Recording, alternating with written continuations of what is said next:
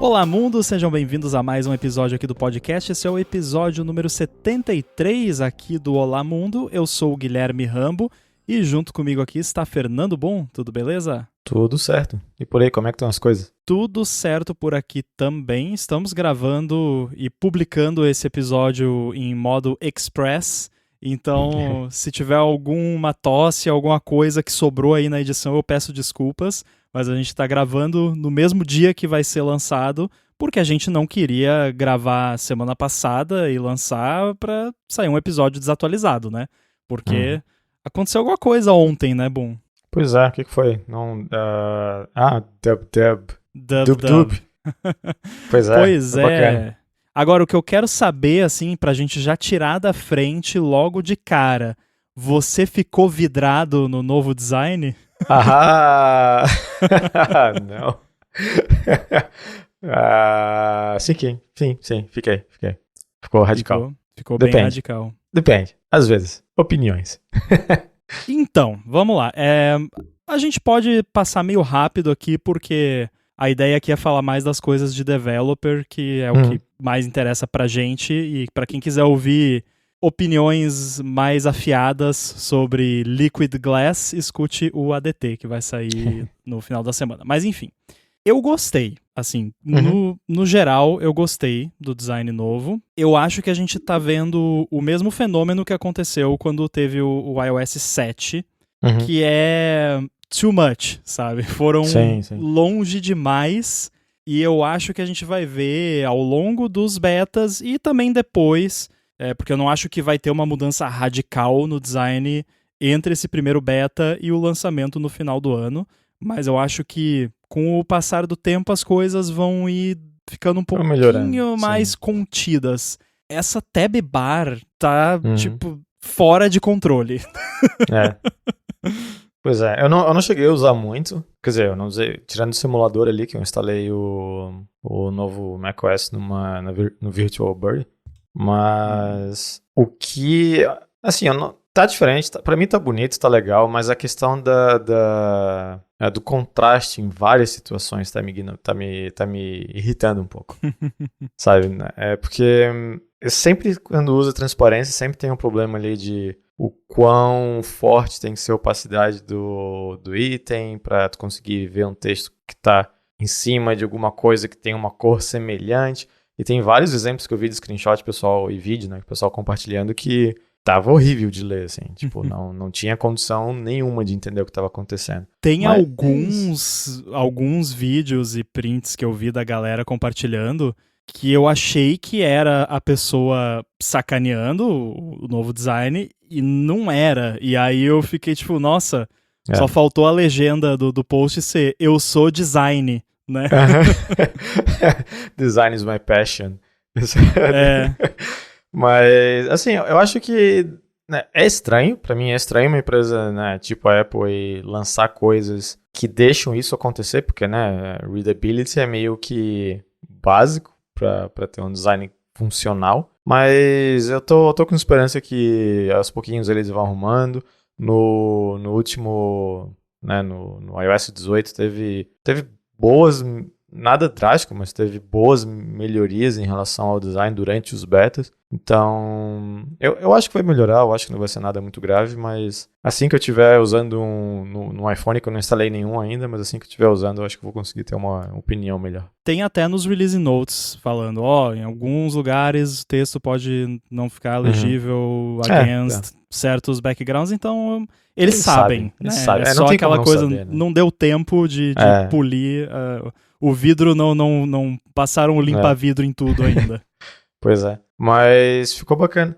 Mas agora, né, indo pra parte de APIs aí, que é o bacaninha. Lembra que eu falei o que eu queria nessa WWDC?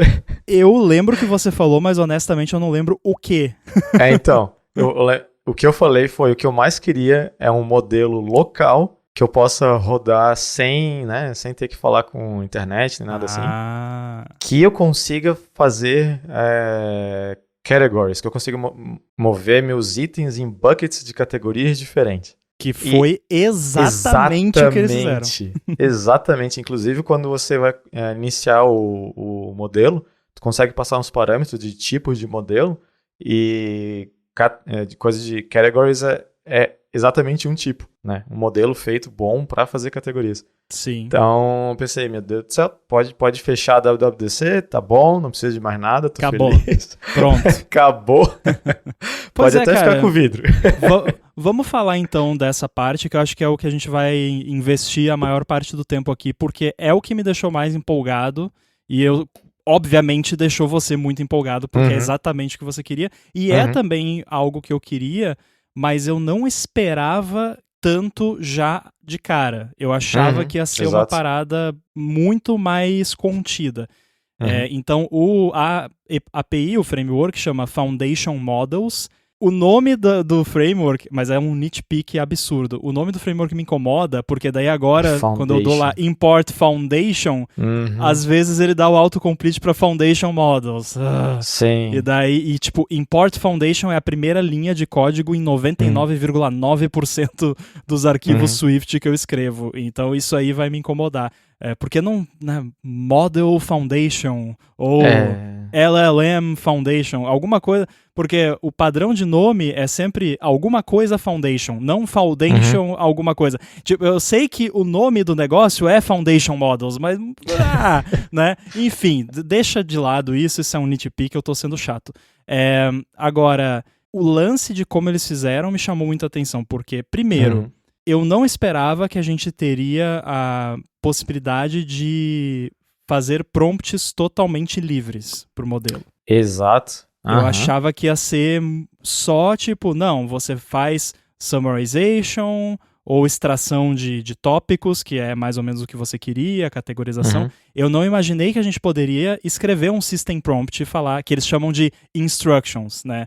Eu até gostei também dessa nomenclatura que eles deram, porque como que é a nomenclatura geralmente? É System Prompt e aí você tem User Prompt. O System Prompt é a instrução de como aquela LLM deve se comportar. E é o mais poderoso, é o que dita as regras, basicamente. E o User Prompt é a mensagenzinha que o usuário manda pro modelo. A Apple chama o System Prompt de Instruction e o prompt do usuário de Prompt. Eu gostei disso porque diminui a possibilidade de confusão. Tipo, uma coisa é uma coisa, outra coisa é outra coisa.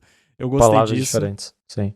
E aí eu gostei que você pode fazer o prompt totalmente customizado e, além disso, usar adapters. Então, se o modelo não faz exatamente o que você precisa e você tem a capacidade de treinar um adapter, você pode treinar um adapter em cima dos modelos da Apple. Eu não fui atrás ainda para ver exatamente como é o processo. Provavelmente tem que usar Python e aí eu vou desistir.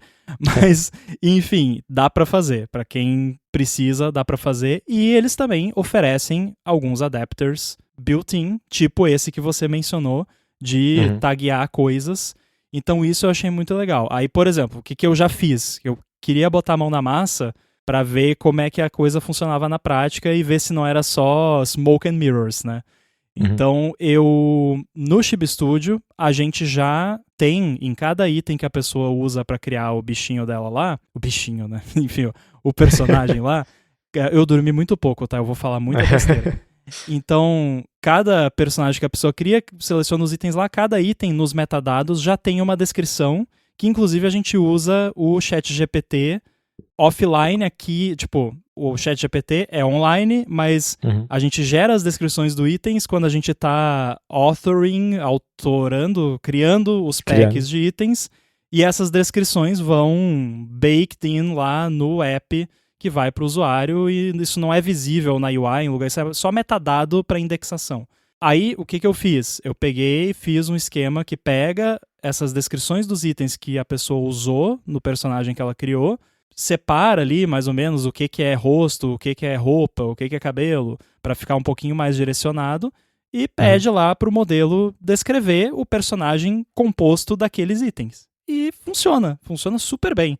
Muito melhor do que eu esperava, inclusive, porque eu já tinha feito vários testes disso com o ChatGPT, com outros modelos, tanto online quanto offline, e até agora o melhor resultado que eu obtive foi esse com o modelo on-device da Apple, o que me surpreendeu, porque eu achei que ia ser uma porcaria. O que eles deixam bem claro é assim, esse modelo on-device, ele não tem conhecimento nenhum. Assim, ele até tem, se você perguntar qual a altura do Empire State Building, ele responde. E, se eu não me engano, a resposta estava certa. Mas não é um modelo para responder perguntas sobre conhecimentos gerais. É um modelo para manipular texto. É LLM pura. Se você tiver algum conhecimento que você precisa que o modelo extraia para você, você tem que fornecer esse conhecimento para ele, seja no contexto, seja na forma de um adapter. Mas é isso que eu queria, sabe? É uma LLM que eu chamo uma API ali e o negócio roda local e me traz uma resposta. Só que eles foram muito além disso, né? Pois é, então, eu tava vendo ali só, né, eu não consegui rodar porque eu tava no Virtual Buddy e pelo visto o AI stuff não funciona lá. Não é no Virtual Buddy, não vem botar culpa no Virtual Buddy. Não, eu sei que você tá botando a culpa, mas as pessoas vão achar que é por causa do... Não, é porque máquina virtual não roda Apple Intelligence por enquanto. Vamos ver. Isso. Tá. Disclaimer. Mas o que eu fiquei extremamente surpreso de como é fácil, né, tu instanciar uma session e continuar com essa session que vai ter contexto sobre as coisas que tu vai usar em cima dela, né? É coisa de duas linhas de código, né? Tu já tá falando com um modelo e o que eu achei mais legal, o que eu achei, tipo, ok, isso tá indo bem além do que eu tava esperando que eles fornecessem, aquilo que eles chamam de, como é que é? Guided Generation, né? Uhum. Basicamente o que acontece, digamos que tu quer, isso eu já brinquei um monte aqui com o Llama localmente, mas digamos que eu quero gerar, por exemplo, um tipo de JSON, né? Eu passo uma certa, né, um contexto de dados, texto, seja lá o que for, eu falo, usando essa set de instruções, me retorna um JSON com isso. E funciona relativamente bem, mas o que acontece? Mesmo, né, fazendo o melhor prompt possível, falando, não põe nenhuma explicação, não põe nada, não fala obrigado. Não funciona. Ele sempre, em algum momento, vai falar alguma coisa, tipo, tá aqui o teu JSON. E daí, sabe? Toma esse JSON na sua cara. Exato. Então, daí tem que começar a fazer umas coisinhas meio toscas aí pra fazer o parser. E o jeito que a Apple fez com essa API de Guided Generation, tem um novo macro lá, acho que é... Generable, isso. Que tu consegue, basicamente, é como se fosse, né, um overview bem por cima, tu cria um esquema da resposta que você quer daquele prompt. Um template. Exato. E daí tu pode daí tu pega um encodable qualquer da vida, pelo que eu entendi, e joga lá pra... Não precisa, não tem nada a ver com encodable. Isso é totalmente abstraído. Isso que eu achei mais legal. Não tem nada, tipo... Eu já vi isso que você falou em outros modelos e tal. Eu não vi ninguém fazer exatamente isso que a Apple fez. Eu achei incrível. Eu fiquei literalmente boquiaberto quando eu vi. Porque eu não vi isso em nenhum outro lugar, porque é execução de tarefa usando LLM, preenchendo um modelo de dados type safe. Exato. Sem você precisar fazer nada de encodable, de JSON, de property list. Provavelmente por trás eles estão usando alguma coisa assim, mas whatever, não é problema meu. Sim. Né? Então, assim, eu achei impressionante, porque é como se fosse um template que você bota ali e aí você pode ter propriedades que são tipo, uma string, um número, uma coordenada geográfica, uma porcentagem, uma lista de strings, ou então outro negócio que também é generable. E aí com isso você consegue compor, não só você consegue pedir para ele gerar a parada que você pediu exatamente no formato que você pediu, como ele pode fazer streaming disso. Isso, o streaming ficou muito legal e bem fácil de usar também, né? Com aqueles accumulation lá e... ficou algo que eles entregaram muito mais do que eu estava esperando. Sim. Eu tô bem empolgado para ter um tempinho aqui para começar a brincar com isso. E porque a coisa que mais me dá um mental block na hora que eu vou trabalhar com essas coisas é que, tipo, a partir do momento que você quer um output, que seja qualquer coisa que não é o texto para o usuário, começa a ficar mais chato. Começa a botar um monte de dependência que, para algo que eu tô pensando em apenas, quero só brincar aqui, ver como é que funciona e tal, começa a adicionar aquele layer de chateza no meio que dá o desânimo, né? E agora, basicamente, tu consegue lidar com uma LLM type safe, né? E eu prefiro muito mais, mas ordem de magnitude maior, e isso funcionar bem, a parte do type safe do meu response funcionar bem, do que um modelo que tem uma capacidade muito grande. Porque o modelo tu vai melhorando no final, né? Ele vai ficando cada vez melhor. Mas a garantia que você tem do teu resultado bater naqueles parâmetros que você precisa para o teu app, para você conseguir ter um modelo mental de como o teu app funciona, é muito mais importante. E aí, só para deixar claro o quão incrível é esse recurso do streaming, por exemplo. Você pode ter um app que tem ali uma estrutura de dados que precisa ser preenchida por uma LLM, e aí você vai ter lá uma interface no seu app que exibe aquela estrutura de alguma forma, numa interface bonitinha. Você pode fazer streaming enquanto o modelo está gerando a resposta.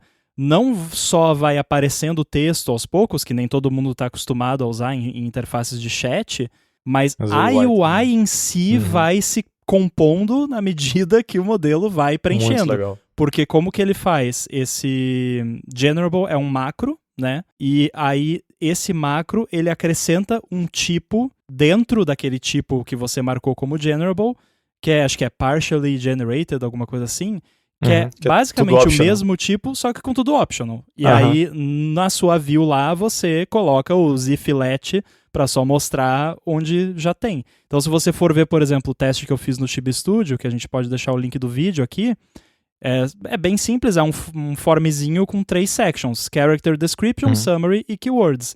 E aí você vê, primeiro aparece Character Description, a section ali, o texto vai preenchendo, daí aparece Summary, o texto vai preenchendo, e aí aparece Keywords e o texto vai preenchendo. E cara, eu fiz isso em 10 minutos. É bizarro o quão simples foi. Claro que não é uma interface final para o usuário, é só um teste que eu fiz, mas é perfeitamente funcional. Então, assim, e no app, no Chibi Studio especificamente, na prática, provavelmente nunca vai ter uma UI assim, porque a minha ideia é mais gerar essa descrição em background e salvar lá, indexar para o usuário buscar depois, ou para acessibilidade. Mas, enfim, dá para fazer coisa muito legal. Sim. E a gente nem chegou ainda na parte de tool calling. Pois então. Isso que é o pulo do gato. É a parte que eu ao menos vi, que, né, eu também. andando aqui no dia a dia da empresa, mais tentando acompanhar as coisas que tá saindo por minuto na WWDC, mais os vídeos que eu participei, acho que eu cheguei atrasado num do Developer Tools lá. Enfim, mas a parte desse do tooling eu acho que daí vai ser muito bacana, porque daí tu já tem toda aquela questão estruturada do teu prompt, que daí agora tu consegue, é como se, do jeito que eu entendi, é quase como se fosse delegar um pedaço dessa, quase se fosse um agent, né? Tu delega um pedaço desse prompt, dessa parte que você está usando o LLM para tratar com algum dado, tu delega para alguma parte que sabe tratar algum dado. Eu acho que o exemplo que eles usam, se não me engano, é usando o weather, né? Porque a LLM não vai ter informação de weather, vai ter, né? Vai saber definir o que tu tá pedindo, mas não vai conseguir dar uma resposta que faz sentido. Sim. Então, delega para algum weather service qualquer, faz o parse daquele negócio, tu faz o output com não tem parse. Esquece parse. Não, para de falar em parse. Não você faz parte, mas alguma coisa faz parte, né? O generated content lá vai fazer o parse para você. O parse não existe, é uma ilusão. O parse is a lie. Mas daí, né, o não parse é feito.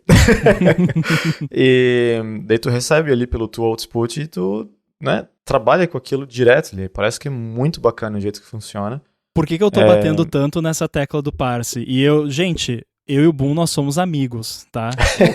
eu tô brincando aqui, não vão achar que eu tô sendo estúpido com o Boom, né? É assim que a gente fala. Magoou. Então, porque eu acho que muita gente que se interessa por isso já brincou com esses recursos em outros serviços e plataformas que tem LLM, E talvez algumas pessoas que não sabem direito, não nos conhecem direito, estão achando, pô, esses idiotas aí nunca ouviram falar em tool calling? Tem isso na OpenAI há 2 anos, no Android já tinha, né?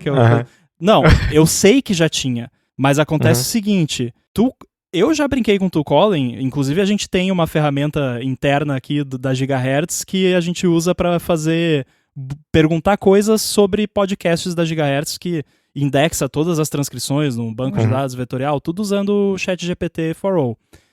E tem tool calling. Só que assim, para você fazer tool calling com essas coisas, você tem que criar um JSON schema todo detalhadinho, e daí tem que fazer o parse da parada, e nosso código para fazer isso em JavaScript é tão nojento, é muito feio. Talvez é porque eu não gosto de JavaScript, então tudo que envolve JavaScript para mim é meio... Um pouco do A, um pouco do B. É meio, sabe? Então, mas tudo bem, funciona.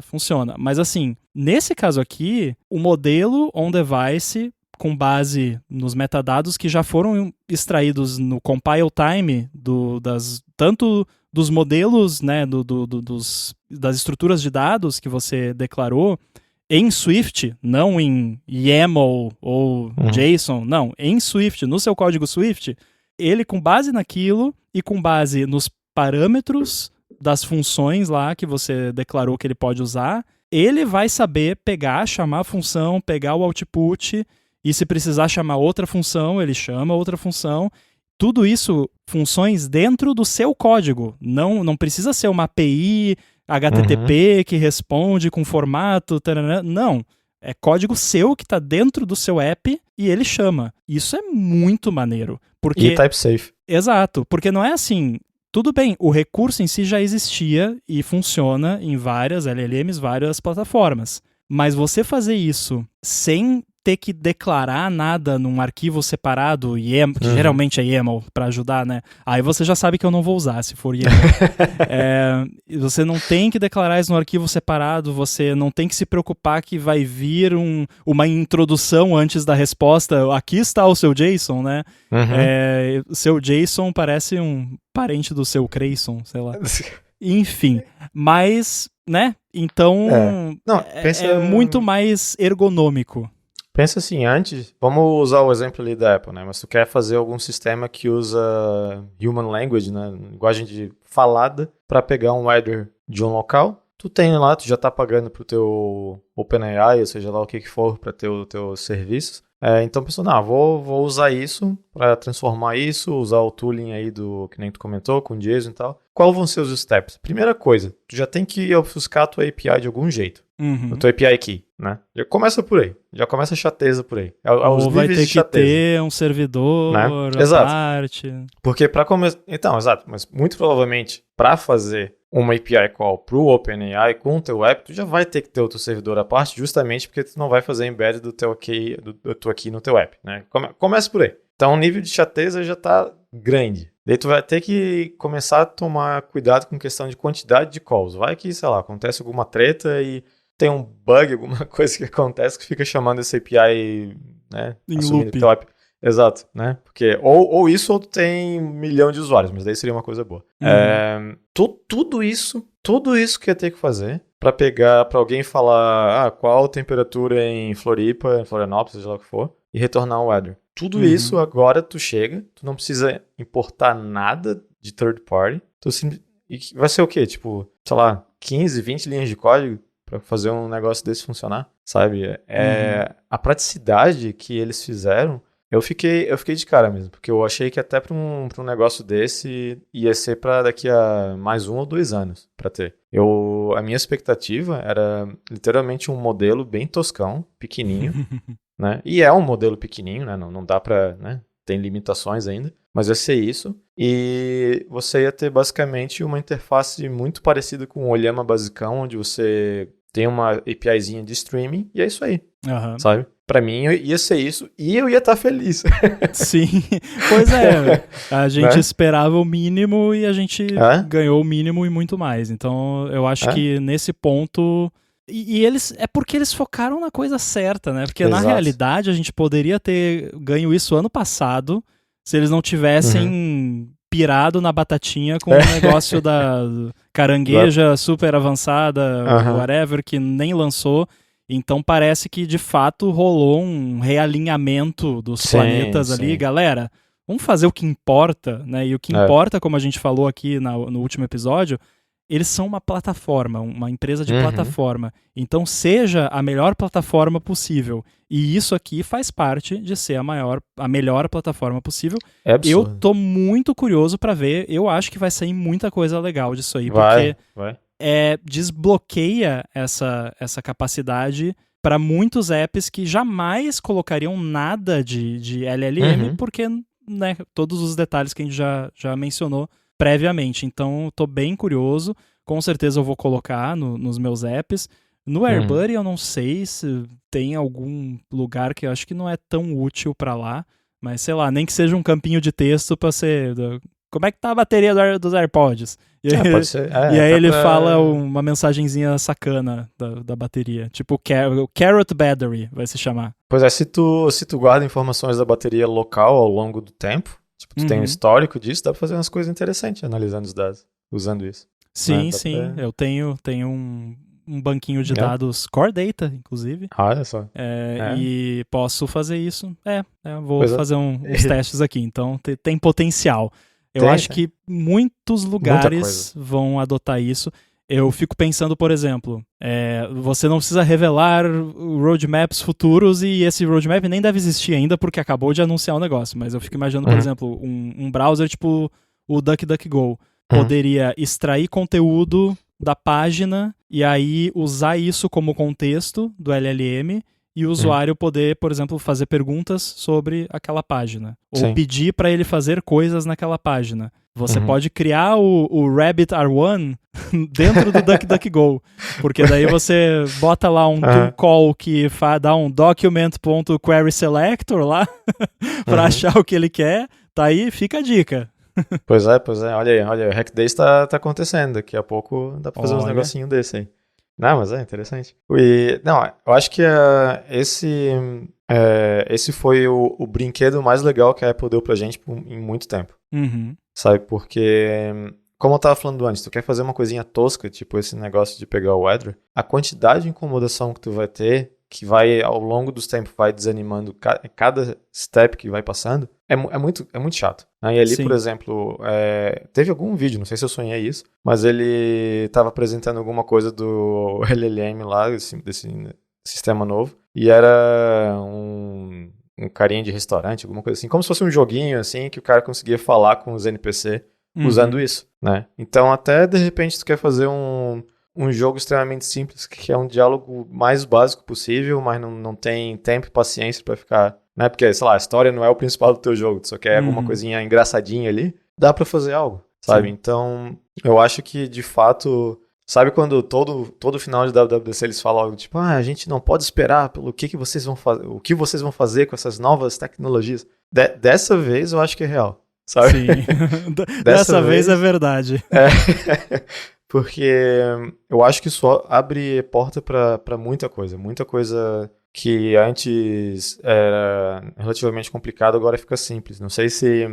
Sempre tem um comic do XKCD que me vem à cabeça, que hoje em dia já está bem outdated, mas era alguém quer fazer um app de... Agora eu não lembro exatamente o que era, mas vamos supor aqui que era fazer um aplicativo que lista local parks. Daí ele vai lá e fala, ok, me dá 3 engenheiros e 2 semanas está tudo pronto. Daí, eu também quero identificar os pássaros nas fotos que eles tiram. Ok, então preciso de mais 100 engenheiros e 10 anos, sabe? Tipo... Parece que essa segunda parte aí agora é trivial e dá pra fazer de forma local, que eu acho mais absurdo, sabe? Dá pra fazer um negócio local. E isso eu não validei ainda, mas eu vi pessoas diferentes falando, provavelmente tu sabe. Mas esses modelos que a Apple vai usar, eles não necessariamente estão atrelados a uma versão do iOS, ou seja, um update do iOS. Eles podem fazer updates do modelo over the air. Sim, e isso já é assim desde... legal. Desde que eles começaram com a Apple Intelligence, porém, eu não me recordo de ter tido algum update over the air significativo, pelo menos não no life cycle do iOS 18. De repente agora isso vai mudar, né? Exato, agora que mais... Porque né, até então, né, as coisas estavam muito assim, não fede nem cheira.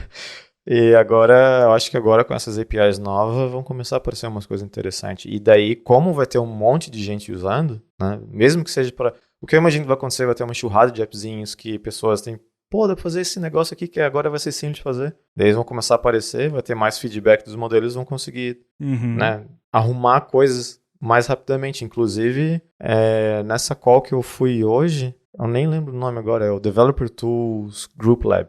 Sim, que foi o mesmo que eu participei também. Ah, tu tava, eu acho que... Então, você pode me corrigir se eu estiver errado. Acho que em algum momento teve pergunta ou sugestão de a gente quer que fale sobre a questão dos modelos, se tiver errado dá feedback pra gente. Não sei se foi nesse vídeo, nessa call. Sim. Ou... Foi? Inclusive, então. A gente não mencionou, mas tem no... Quando você gera lá, usa o Model Session, que chama, a API, você tem uma opção de gerar um arquivo, basicamente, encodable lá, que daí você salva um JSON. Aí sim é um JSON. Você salva e consegue usar como um attachment do seu... Pro feedback. Inclusive, você pode, na UI do seu app, aí eu imagino que só em builds de debug, builds internos, você pode botar lá o thumbs up, thumbs down e mandar esse feedback para você no CloudKit lá ou em algum lugar e aí dar forward disso pro feedback da Apple, manualmente, né? Não, sim. Mas assim... eles incluíram também a capacidade de desenvolvedores obterem esse feedback, nem que seja só de beta testers ou de pessoas da própria empresa, mas para ajudar ali a melhorar e debugar problemas, né? Porque isso é uma coisa que eu queria que eles fizessem com mais coisas, inclusive, porque eles vivem falando, manda feedback, é muito importante mandar feedback, né? Aí quando é umas paradas mais cabeludas, você manda o feedback e é sempre, não tem como reproduzir com as informações. Tá, então o que eu tenho que mandar? Que quer? Sabe? Quer um raio-x do meu pescoço? Sei lá. Sim. O pior de tudo é quando tem aquele... Eu não sei se já aconteceu contigo, tem aquele feedback lá que tá acontecendo por um tempo, tem até uma conversa meio que rolando, já tem demo app, já tem tudo, e de repente alguém... manda o sysdiagnóstico do tempo que aconteceu há 3 anos atrás. Aí tu me quebra as pernas, Manolo. Pois é, não dá isso aí. Então, que bom que eles estão pensando nisso. Tomara que coloquem essa opção em outras coisas também. Agora, a gente tem bastantes melhorias também no tooling, né? Que é algo que a gente está sempre reclamando aqui. Claro que, por enquanto, não deu tempo de testar muita coisa. Eu só molhei os pés, por enquanto, nas novas ferramentas e principalmente no Xcode 26. Aliás, antes de mais nada, e essas versões? O que você achou? Olha, eu vou te dizer que a primeira vez que eu escutei eu achei meio tosco, mas agora eu acho que faz sentido. Vamos tirar os paradrapos de uma vez, sabe? Porque... Eu acho que eu até comentei aqui algumas vezes. Eu já não sei mais o que é macOS 15, 16, Big Sur, iOS. Tem muita coisa. Agora usando o ano que todo mundo sabe o que é, tipo carro. Esse carro aqui é modelo tal, fechou, sabe? Então, é estranho, né? Porque, 26 assim, do nada. Mas gostei. Gostei porque agora é padrão em todos os lugares e fica extremamente mais fácil de referenciar e entender qual modelo que tu tá falando, qual versão tu tá falando. Eu gostei. Sim, eu gostei também, porque eu tava nesse mesmo barco, assim, aí toda vez que ia referenciar o WatchOS, por exemplo, o WatchOS sempre foi o pior de todos, porque totalmente desalinhado com o resto, o iOS 18 é o WatchOS, é o 12? Não, sabe? Então agora é tudo 26, inclusive nos if available é 26 também. Olha só. Que eu tava com medo que talvez nos if available ia ser. Eu imagino que tanto faz. Eu acho que se você usar if available 19 deve funcionar também. Inclusive, tem um detalhe importante que pode ser importante para quem tá nos ouvindo, que vai eventualmente passar a compilar o app com um SDK novo. No seu app eu acho que isso pode ser importante principalmente para questões de analytics. No seu app compilado com o SDK do iOS 18, por exemplo, você dá lá Process Info, Operating System Version String, vem 19.0 no iOS 26. Aí, se o seu app for compilado com o SDK do iOS 26, você dá lá Process Info, Operating System Version String, aí vem 26.0.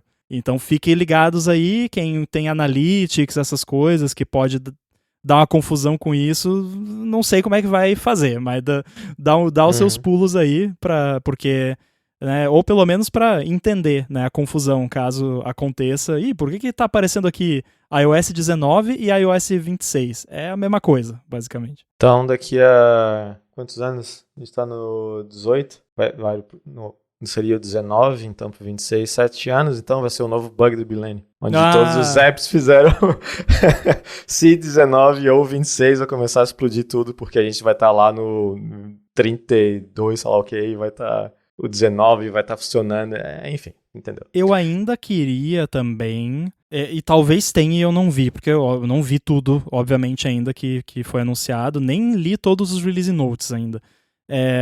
Eu queria que tivesse no If Available um tudo 26, sabe? Porque se você compila algo para muitas plataformas, e eu tenho um package que é o BuddyKit, que eu uso em tudo, e aí tem que lá, If Available, iOS 26, macOS 26, WatchOS 26, visionOS 26, tvOS 26.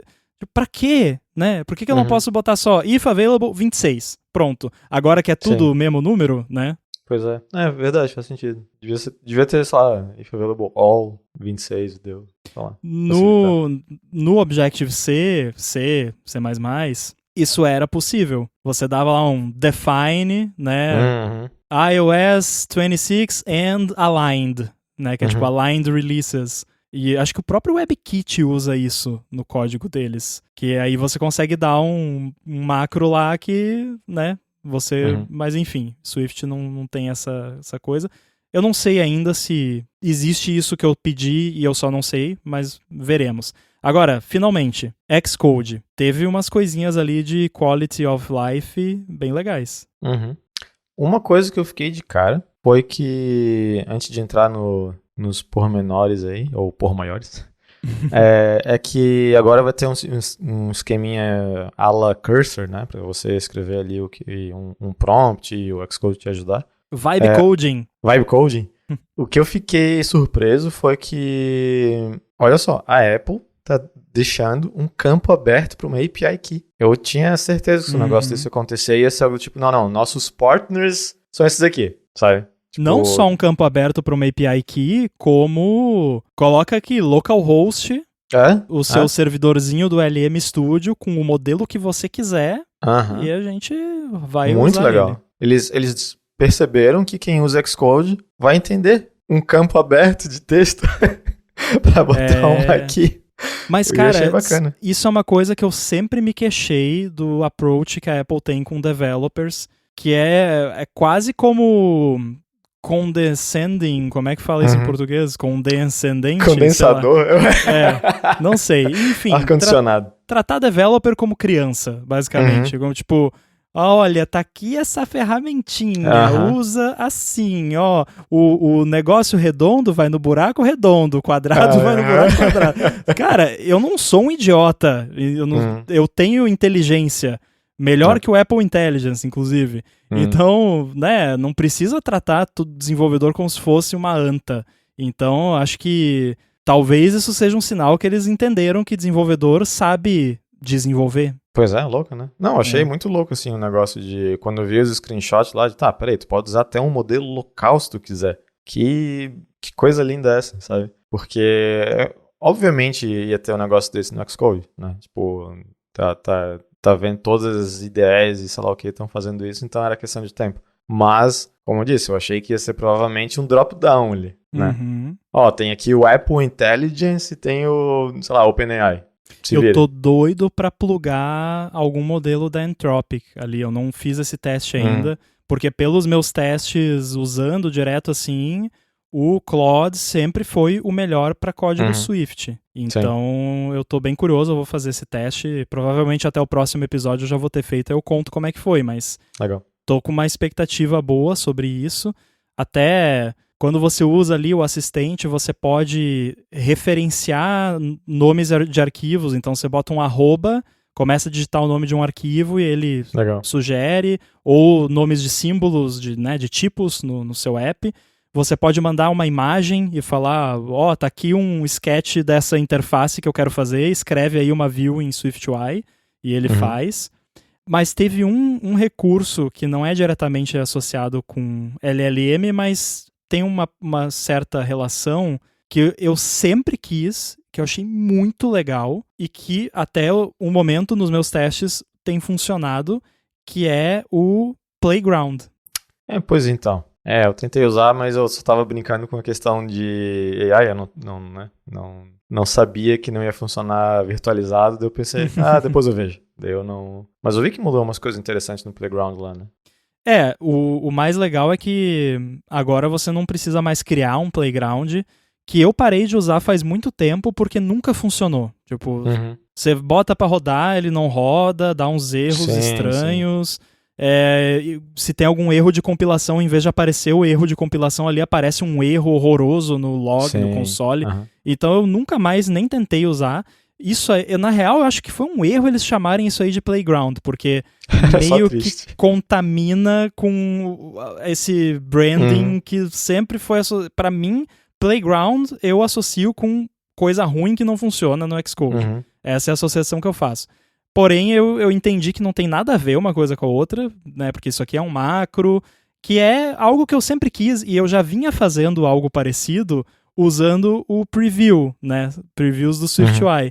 Eu já fiz muitos casos que eu criei previews em SwiftUI, não para testar UI, mas para testar outras coisas, mas que eu queria conseguir iterar rapidinho ali, né? Sim. Então, esse novo macro Playground é que nem o preview, você bota lá hash Playground, e ali dentro, tudo que você colocar, ele executa como se fosse um Playground e aparece no lado ali, em vez de aparecer no Canvas uma view SwiftUI, aparecem os bloquinhos ali com cada coisa, e aí você pode... Eu achei muito legal que você pode botar coisa assíncrona ali, botar await à vontade, for, try, await, taranã, e ele se vira, ele funciona, e aí pega e mostra um histórico das paradas que você rodou. E eu tenho quase certeza que eles fizeram isso por conta do lance de LLM, porque eles usaram muito esse exemplo, que é para você testar diferentes prompts, inputs, e foi o que eu fiz quando eu fiz esse protótipo do Chibi Studio. E, cara, tá muito legal isso, tá funcionando bem, ele tem previews ali, então se você tá lidando com coordenadas geográficas, você clica ali no Canvas e ele mostra um mapinha com a coordenada lá, o ciel, o location que você tem. Muito legal. Tá, pera, eu nem tinha pensado, nem tinha feito a relação. Então tu pode usar esse macro dentro de um projeto normal de Xcode? Em qualquer lugar. Qualquer arquivo de código Swift é que nem um preview SwiftUI. Exatamente. Então, na minha cabeça... Até acho que porque os exemplos que eu vi nos vídeos que eu vi, geralmente estava num Playground, num arquivo de Playground, sabe? Não era num projeto Xcode, era no Playground. Usando a macro do Playground, eu pensei, né, o nome é tipo o mesmo, isso deve funcionar aqui. Eu nem fiz a relação que dava para usar dentro de um projeto mesmo, tipo, deixa eu operar aqui, deixa eu testar o negócio. Que massa. Você bota em qualquer projeto, qualquer target do seu projeto, é igual um preview, basicamente. Sim. Muito legal. E com as melhorias de build que eles fizeram, que também é uma melhoria de quality of life, tava muito rápido aqui rodando o meu M1 Max, que não é uma super máquina, quer dizer, é uma super máquina, mas não é um M4 Max, né? Não é um M4 Ultra, nem sei se já lançou M4 Ultra. Tá aí outra coisa que eu já larguei de mão de lembrar. Mas enfim... É uma máquina boa, mas não é o mais top de linha e funciona e é muito rápido. Eu consegui iterar rapidinho ali. Eu acho que ele faz aquele esquema dos previews que não funciona direito, mas talvez agora tá melhor, que é tipo, se você modifica uma string dentro do seu Playground, ele não recompila tudo, ele só manda aquela string pro processo que tá rodando o Playground. É uma coisa assim. Ah, legal. Pois é. Então tem que funcionando legal. E é muito bom para testar essas paradinhas, testar qualquer tipo de API.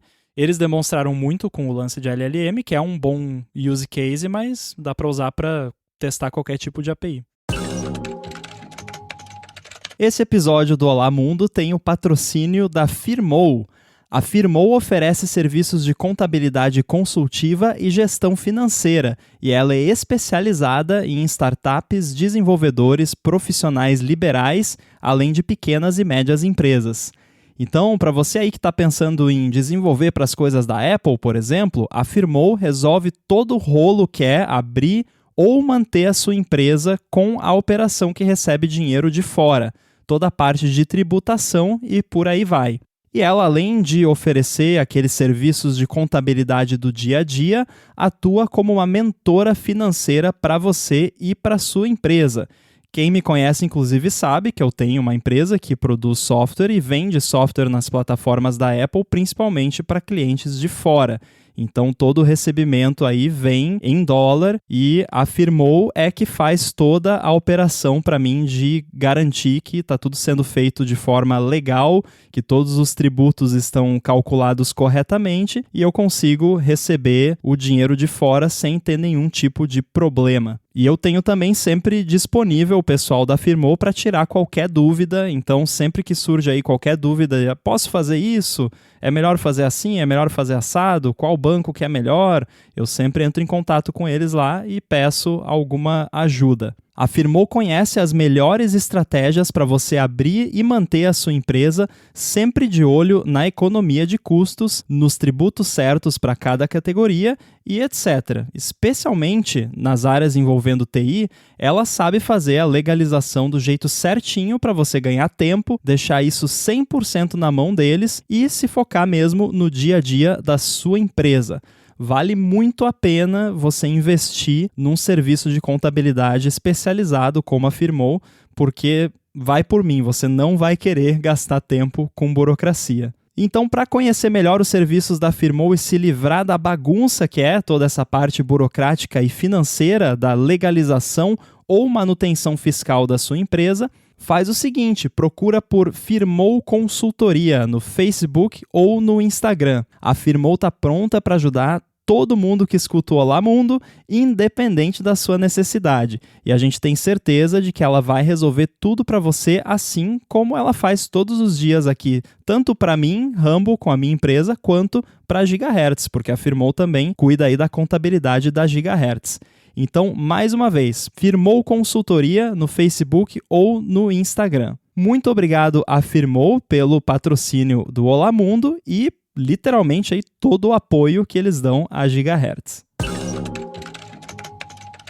Uma coisa que eu achei bacana, que não muita gente vai se interessar, mas eles lançaram uma API nova de Speech Recognizer. Olha! Então, a gente tem aqui a nossa questão lá no Pato de Voice Search, usando só local, e essa API nova está extremamente mais interessante e resolve os problemas que eu tinha usando essa API local, justamente porque como ela era local, ela é meio fraquinha, então ela não pegava o texto muito bem, né? Ela não transformava o teu speech em texto de uma forma tão boa que nem se você deixasse ir pro servidor da Apple. E eles fizeram agora bem bacana, já tô na minha ideia, já tô com umas ideias aqui de abstrair todo esse sistema de speech para usar o novo quando o sistema tem um novo, porque funciona para transcript de texto, é um negócio bem mais parrudo do que tinha antes. Inclusive, eu acho que é o mesmo API que eles usam para, por exemplo, notes, alguma coisa assim, quando está com uma gravação.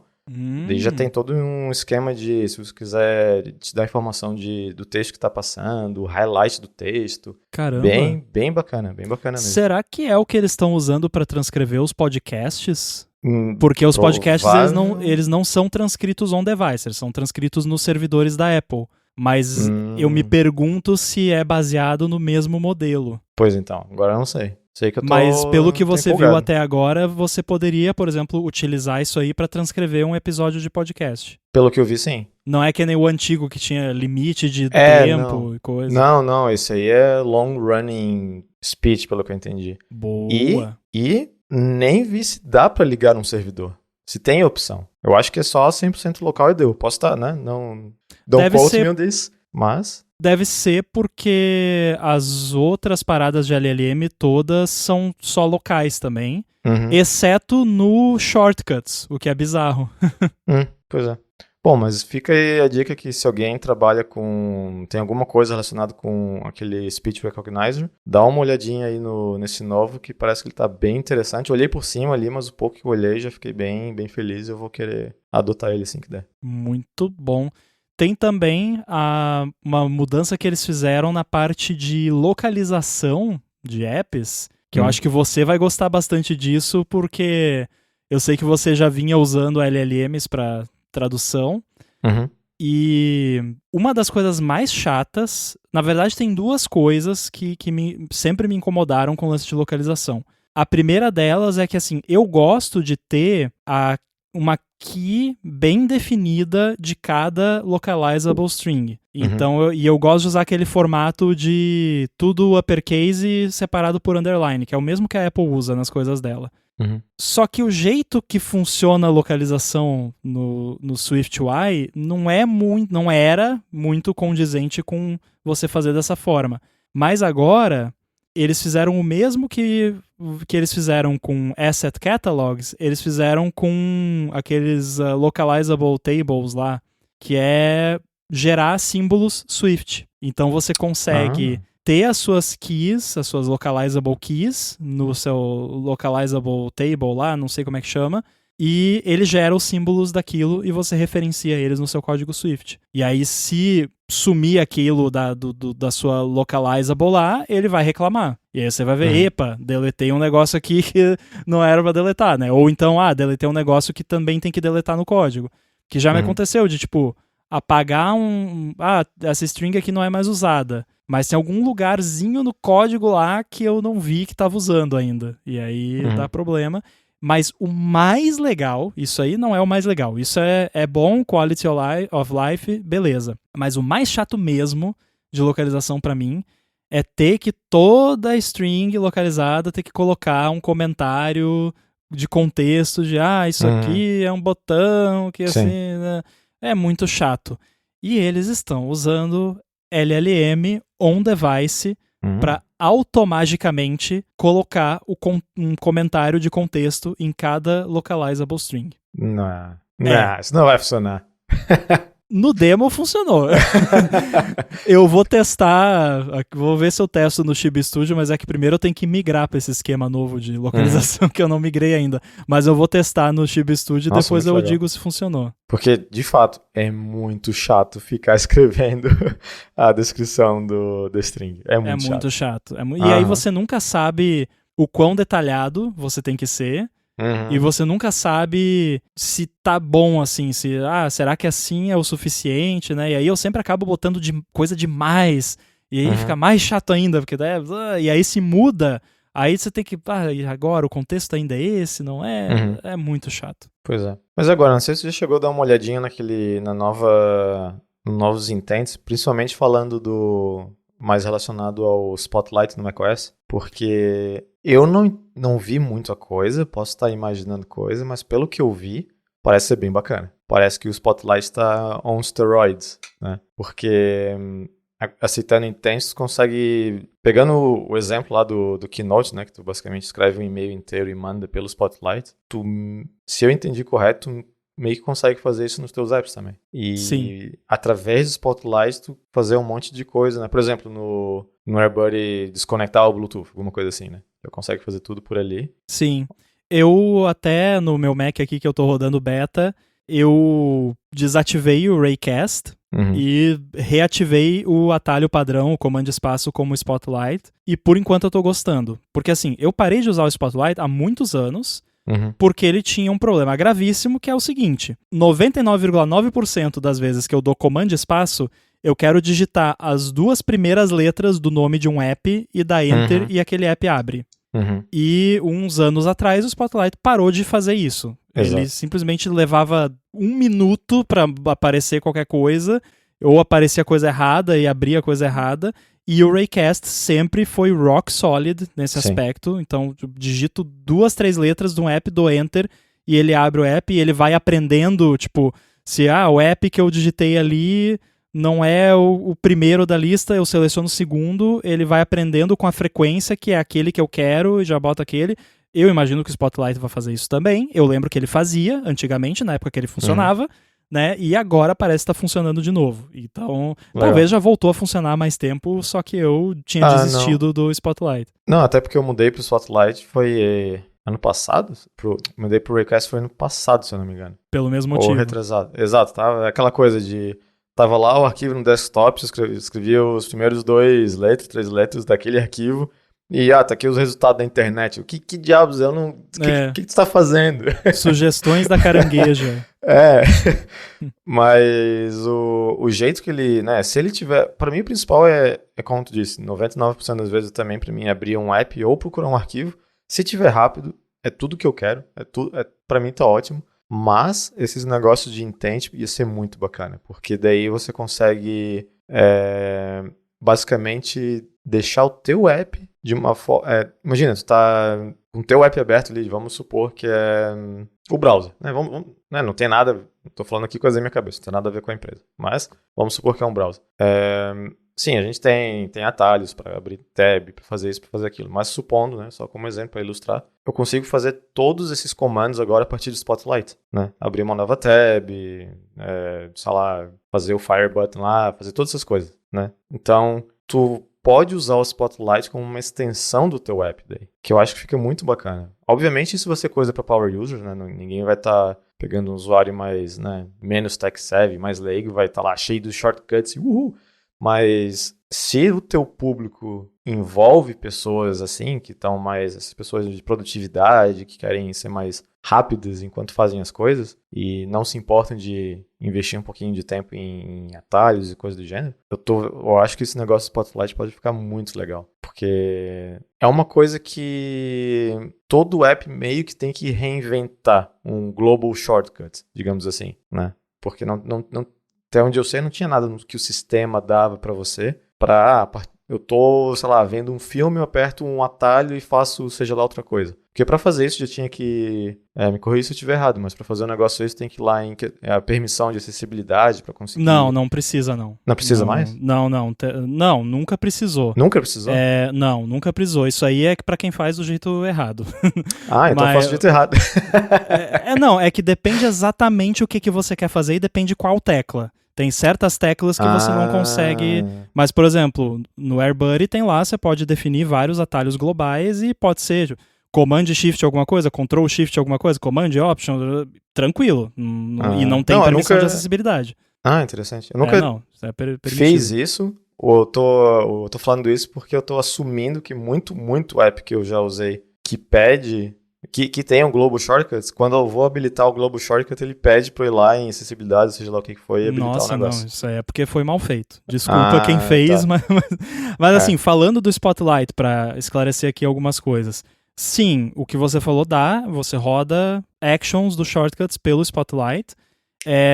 O que eu gostei também, você tem a busca nos menus do app, como você mencionou, que é uma parada que eu faço muito. Tem muito app que eu uso, assim, que tem algumas funções um pouco mais escondidas que eu nunca me dei o trabalho de criar um atalho de teclado ou descobrir qual é o atalho de teclado e nunca me lembro em qual menu que fica. Então eu sempre usei o Command barra invertida, que é contra barra, que é para você buscar dentro dos menus do app, que abre o menu Help e no menu Help tem um campinho de busca. E aí naquele campinho de busca você digita e ele acha menus dentro do app.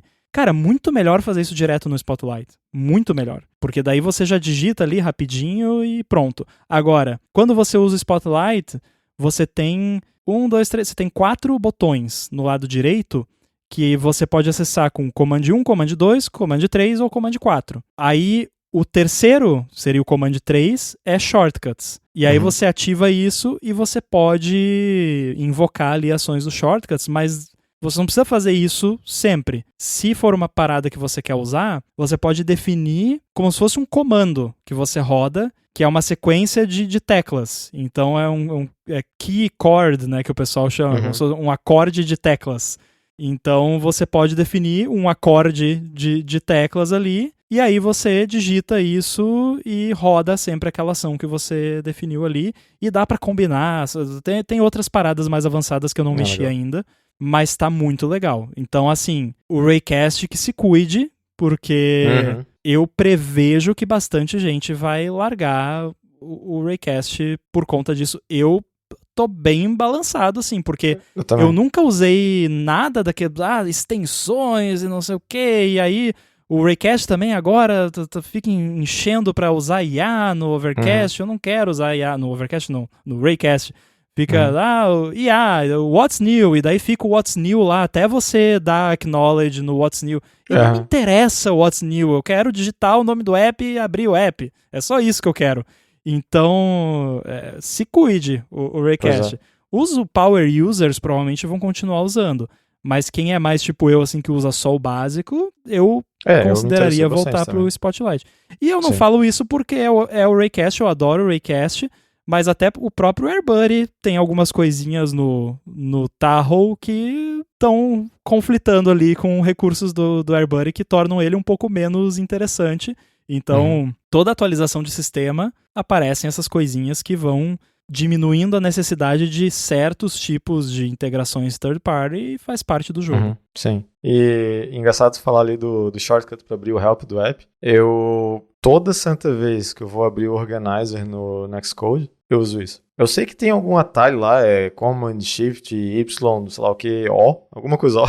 Nossa. Mas eu não abro o organizer tantas vezes assim, sabe? Não é algo que acontece múltiplas vezes por dia. Então, eu nunca acabo lembrando do shortcut. Então, pra mim, eu sempre faço lá o contrabarra, organizer, e daí até tô vendo aqui, 2 pra baixo e enter. É automático já pra mim pra fazer isso. É o Konami Code do organizer. Exato.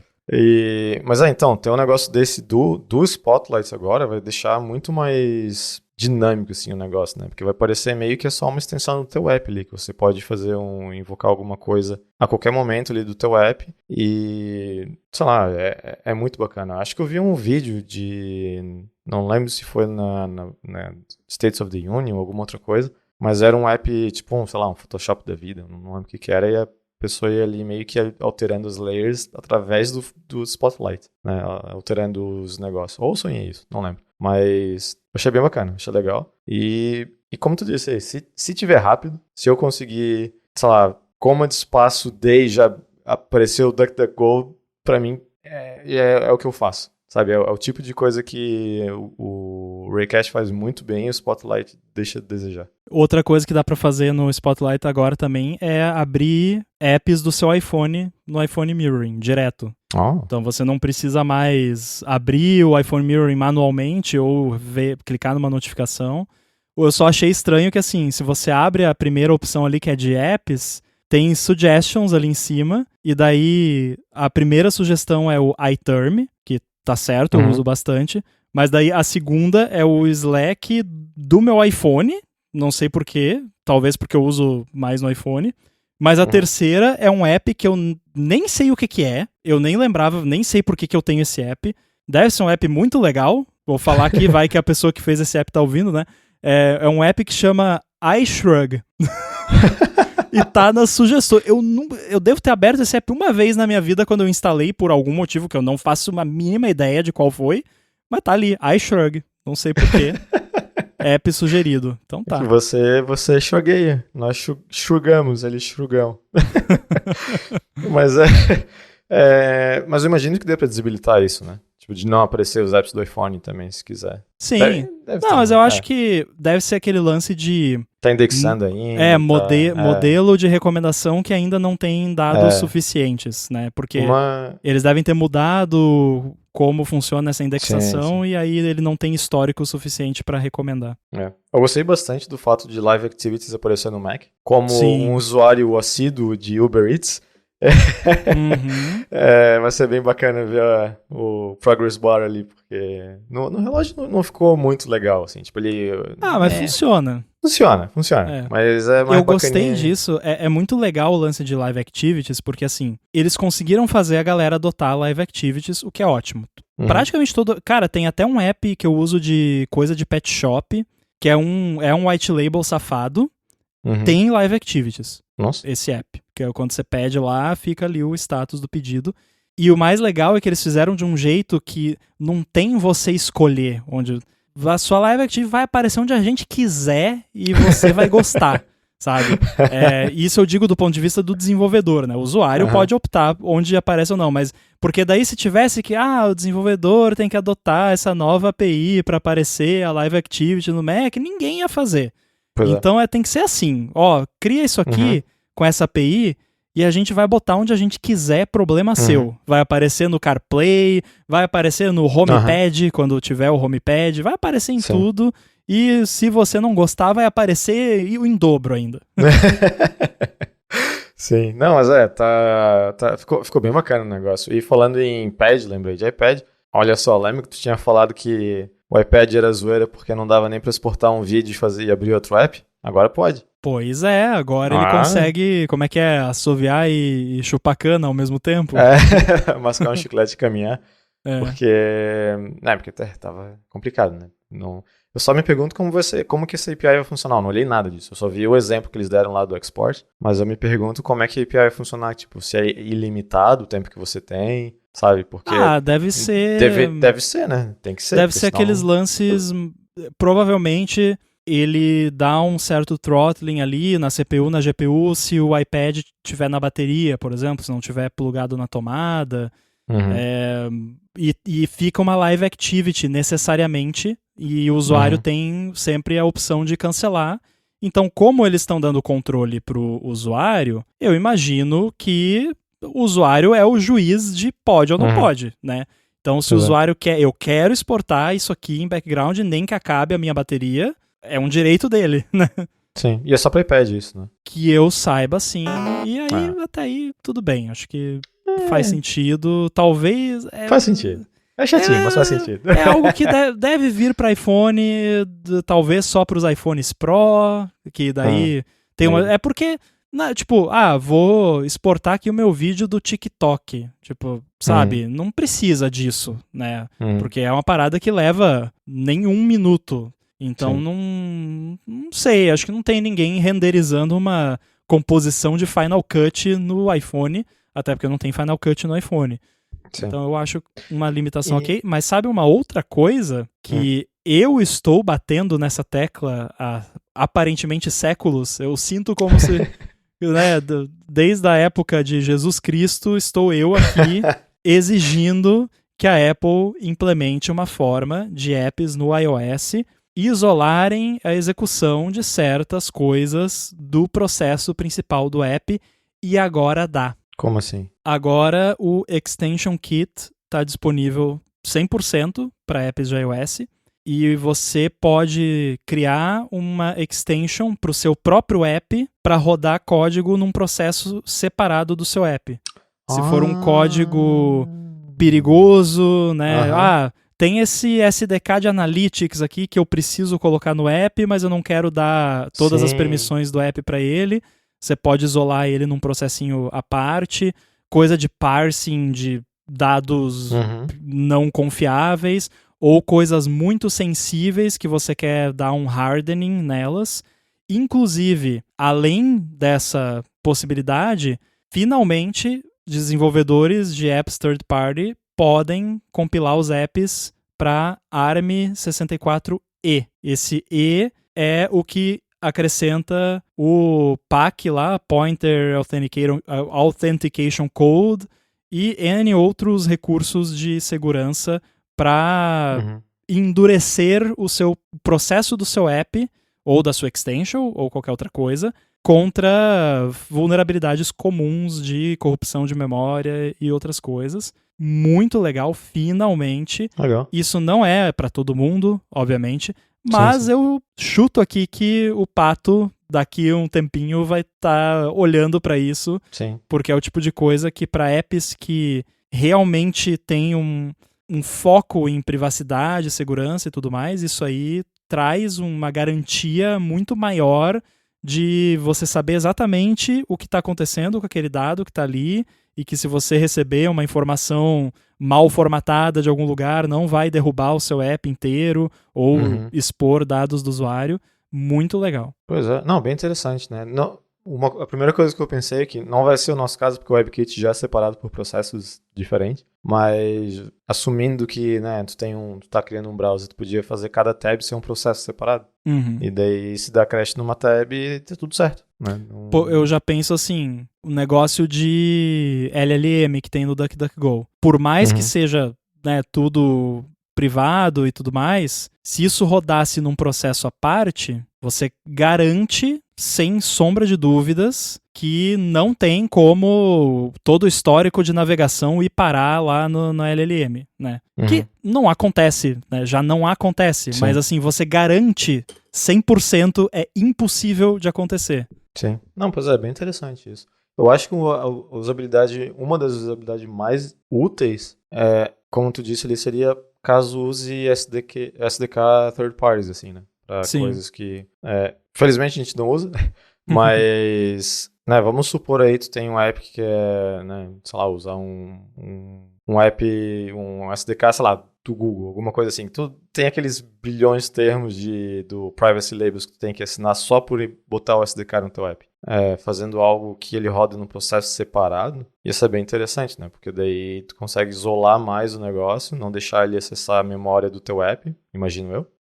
E fica tudo bonitinho ali separado, né? Não sabia, bem bacana. Eles falaram isso no State of the Union? Eu acho que não. Isso não? É meio... É aquelas coisas meio obscura que... mas tá lá, tá bem documentadinho, tem legal, até um guide. Legal, vou dar uma olhada. Eu não vi se tem alguma session sobre isso, mas... Aliás, não saiu session hoje, né? Saiu ontem. Não sei. Eu já tô com um backlog enorme de sessions. Não, eu também. Ontem. Mas eu acho que não. Eu acho que eles fizeram diferente dessa vez, porque saíram muitas sessions ontem às 6 da tarde, horário de Brasília. E aí hoje saiu só um recap do Platform State of the Union de ontem. E eu acho que as próximas são amanhã que começa aí. Bom saber. Até porque tá cheio teve várias labs também, né? Não sei se estão chamando de lab sessions, sei lá o que é. Group Labs. Group Labs, isso. E, de repente, mais foco nisso também, não sei. Mas eles estão empurrando bastante pra isso. Tá bacana, bastantes novidades legais. Como já falamos várias vezes, não deu tempo da gente ver nada a fundo ainda, e eu tenho certeza que até o próximo episódio a gente vai ter conseguido explorar com um pouquinho mais de detalhe essas coisas. E até lá, Boom, quem quiser falar com você, como é que faz? Tô lá no mastodon.online, @boom, BUNN. Muito bem, eu tô no mastodon.social, @inside, e a gente volta em breve. Abraço.